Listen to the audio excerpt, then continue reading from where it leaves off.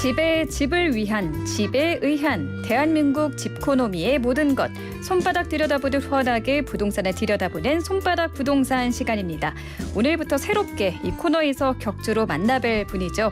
김규정 한국투자증권 자산승계연구소장 전화 연결합니다. 안녕하세요. 네, 안녕하세요. 네, 서울 아파트값이 6주째 하락을 했습니다. 먼저 이 노원도봉 강북, 노도강 지역도 최근엔 낙폭이 커졌고요. 강남구도 4개월 만에 하락으로 전환을 했다고요. 네, 한국부동산원이 발표한 7월 1주차 서울 아파트가 변동률 수치를 보면 주간 0.03% 하락한 것으로 발표가 돼서 지난 5월 말부터 6주째 연속적으로 소폭이지만 내리고 있습니다. 지난해 가격이 급등했던 서울 외곽, 수도권 외곽 지역에서부터 낙폭이 커지고 있는 상황이고요. 이런 조정이 강남권 일부까지 점점 확대가 되고 있어서 서울 전역이 미세하지만 내림세를 보이고 있다라고 볼 수 있을 것 같습니다. 전체적으로 주택 아파트 거래가 굉장히 부진한 상황인데 아무래도 금리가 오르고 하면서 수요자들 구매력이 크게 하락한 상황이고요. 아무래도 관망 심리가 높아지면서 매물이 쌓이는 곳들도 늘어나고 있어서 주택가격 약세가 전환되는 곳들이 늘어나는 것으로 분석할 수 있겠습니다. 그렇군요. 근데 이번 주에 당장 한국은행이 빅스텝을 밟을 거란 전망이 우세한데 그럼 대출금리 부담도 커질 테고 관련해서 이번 주 부동산 시장 분위기는 어떤지도 짚어주시죠. 네, 7월 빅스텝 가능성도 커졌고 이어서 연달아 연말까지 금리가 계속 더 오를 수 있다라는 우려들을 하고 계셔서 아무래도 금리가 오르면서 대출을 이용한 주택 구매나 투자가 어려워지는 거는 피할 수 없을 것 같습니다. 다만 빅스텝이 단행돼도 이미 시장에 이제 제공되고 있는 상품들의 금리에는 상당 부분 반영이 선제적으로 되어 있는 상황이기는 해서 직접적으로 추가 이런 대출 상품들의 금리가 막 치솟거나 이러지는 않을 거다라고 조금씩 이제 진정하고 계신 분위기이긴 한데요.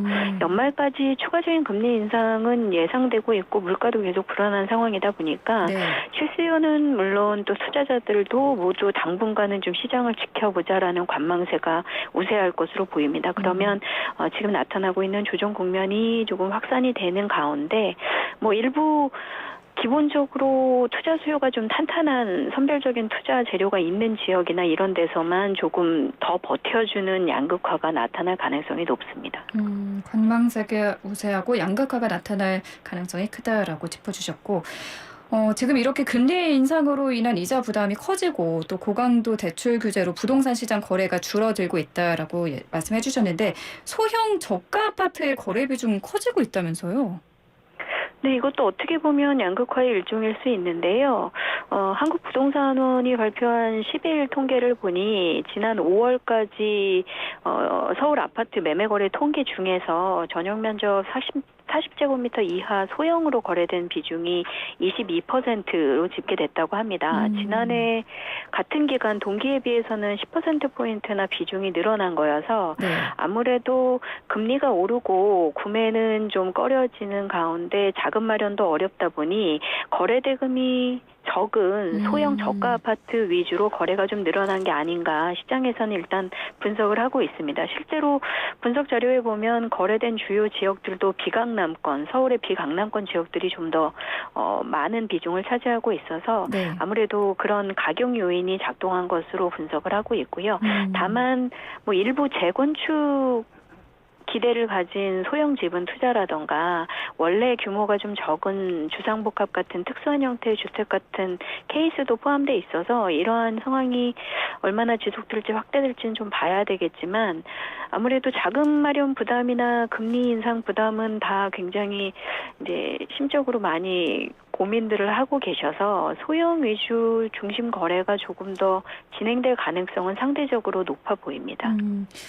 아무래도 자금 마련 부담 때문에 비교적 가격이 좀 저렴한 소형, 저가 아파트를 선호하시는 분들이 좀 있는 것 같다라고 말씀해 주셨는데 이게 근데 청약 시장에서도 이렇게 소형이나 저가 아파트를 선호하시는 분들이 많다고 들었는데 어떻습니까?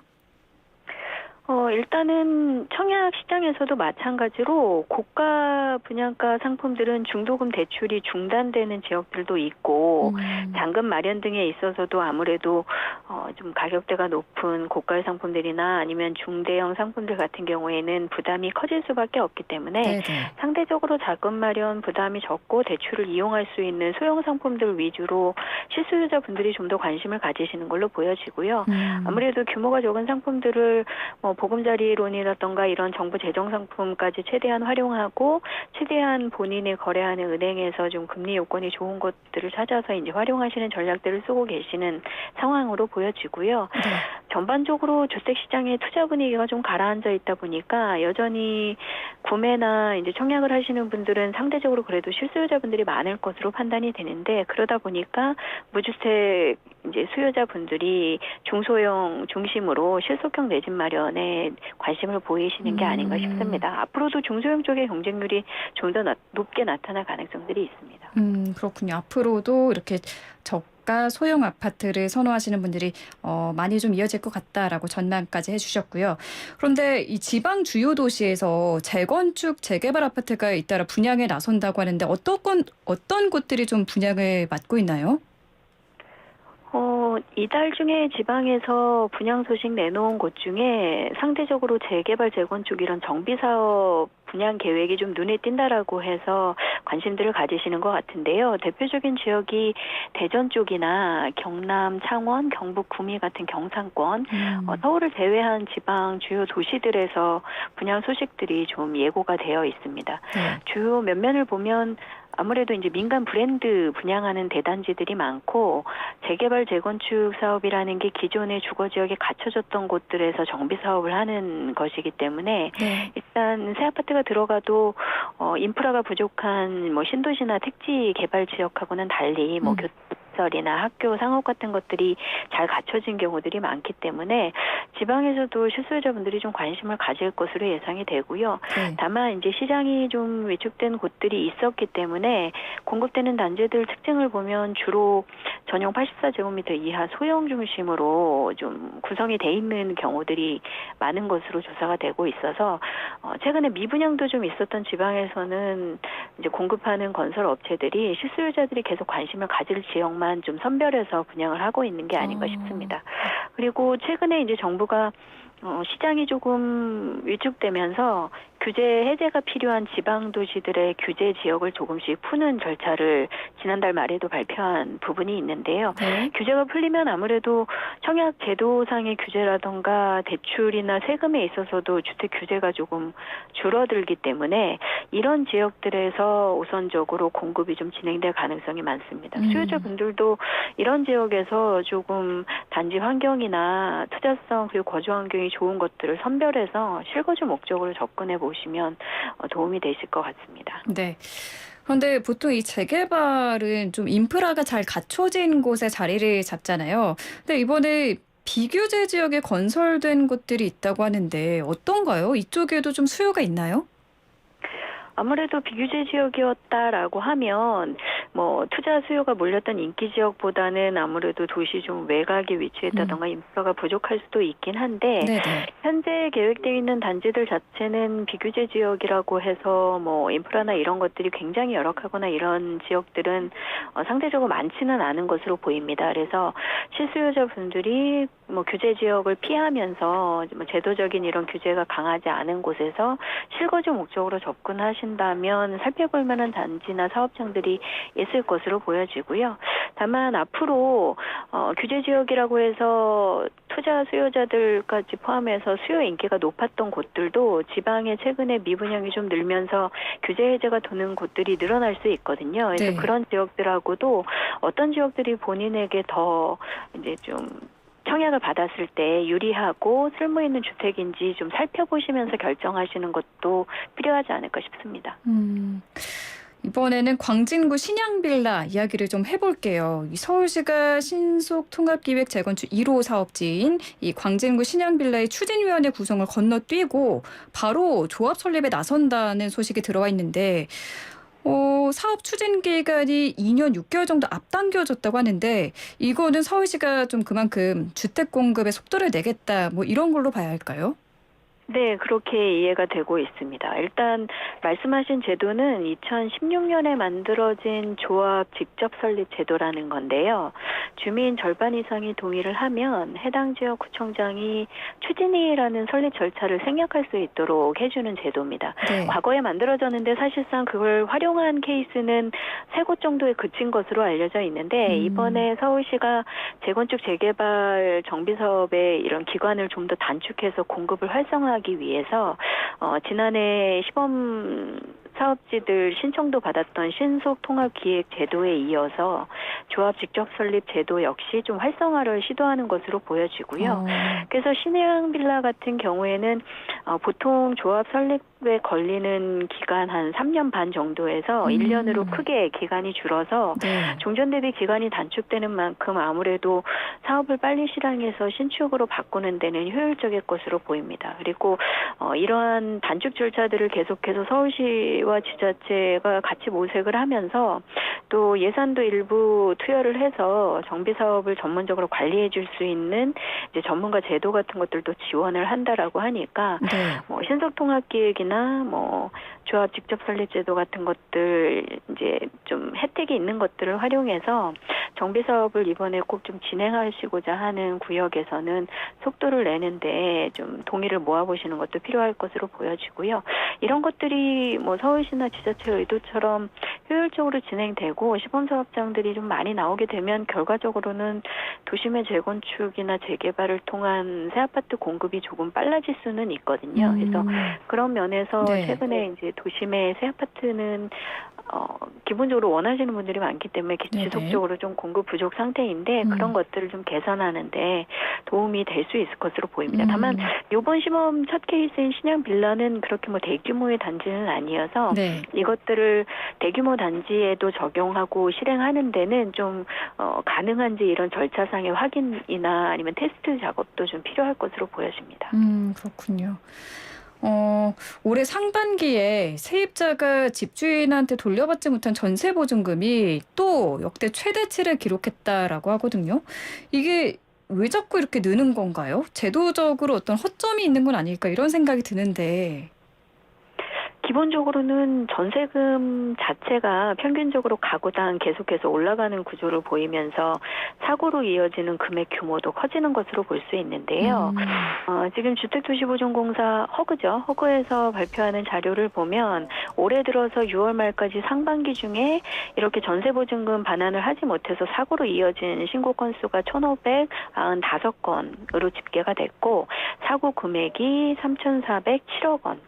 상반기 기준으로는 역대 최고치라고 이제 발표가 나온 상황입니다.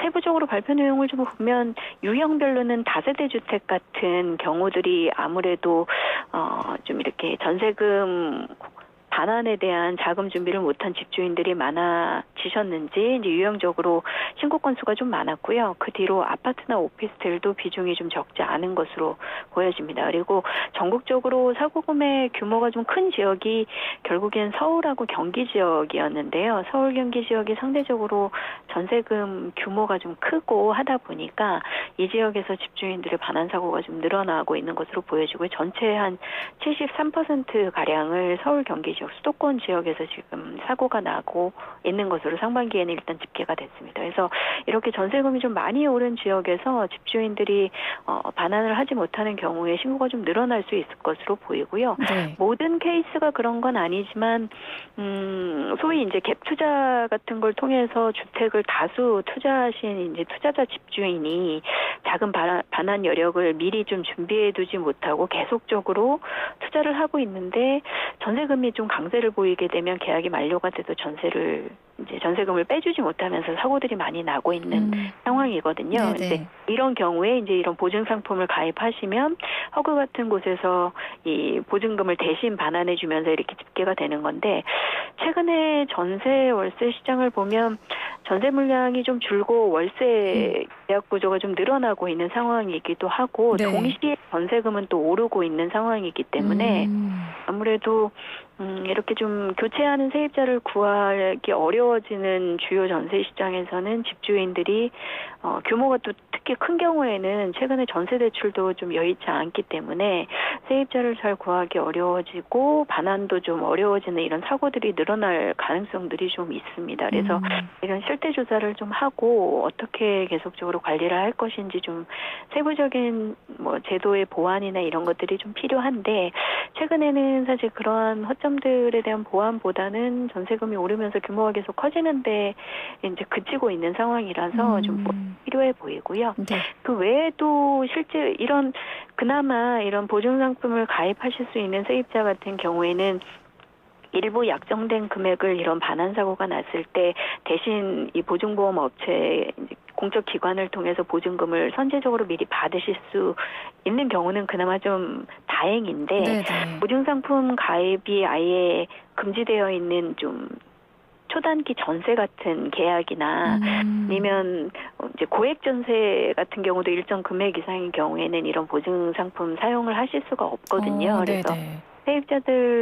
세입자분들 중에서는 이 보증보험을 그나마 이제 좀 안전장치로 해놔야겠다라고 해도 쓰지 못하시는 경우들도 있어서 실제 시장에 이런 사고 규모는 반환을 받지 못하는 사고 규모는 더 클 수도 있습니다. 그래서 전체적으로 좀 실태 조사 관리를 하면서 최근에 앞단에 말씀 나눈 것처럼 이제 주택 아파트 가격이 좀 약세를 보이다 보니까 집 사기를 좀 미루고 전월세 시장에 머무는 분들이 또 일시적으로 늘어나고 있거든요. 네. 그래서 분들이 최대한 이런 안전사고를 좀 대비하실 수 있도록 보증보험 상품이 있으니 기본 안내도 해야겠지만 그것을 좀 더 손질해서 피해를 좀 줄일 수 있는 방향으로 보완하는 것들도 좀 필요해 보입니다. 보증보험 상품 이게 조금 더 많은 분들이 좀 가입할 수 있도록 확대가 돼서 개정이 됐으면 좋겠는데 최근 또 좀 다른 이야기를 해보자면 깡통 전세 위험 우려가 커졌다고 하죠. 이거는 지금 상황이 어떤가요? 네, 실제로 갭 투자 같은 걸 하셨던 분이 실제로 전세금과 집값 차이가 별로 안 났었던 케이스일 텐데 네. 그런 경우에 집값이 좀 조정을 받으면서 전세금 반환조차도 어려운 주택 가격으로 조정이 되는 경우들이 나올 수 있거든요. 그래서 특히 수도권 같은 경우에는 지난해 가격이 급등했던 외곽 쪽에서 최근에 금리 인상하고 수요 관망세 퍼지면서 가격 조정이 좀 가파르게 나타나고 있어서 이런 지역에서 소위 이제 깡통 전세라던가 혹은 뭐 더 확장하면 지난해 연끌 투자 같은 걸 하셨던 분들이 이제 손해를 보시거나 주택을 처분하게 되는 케이스들이 늘어날 우려가 있습니다. 그래서 이런 것들에 대한 실태 조사 좀 필요한 상황입니다. 네, 알겠습니다. 오늘 말씀 여기까지 듣겠습니다. 감사합니다. 감사합니다. 네, 김규정 한국투자증권 자산승계연구소장과 함께했습니다.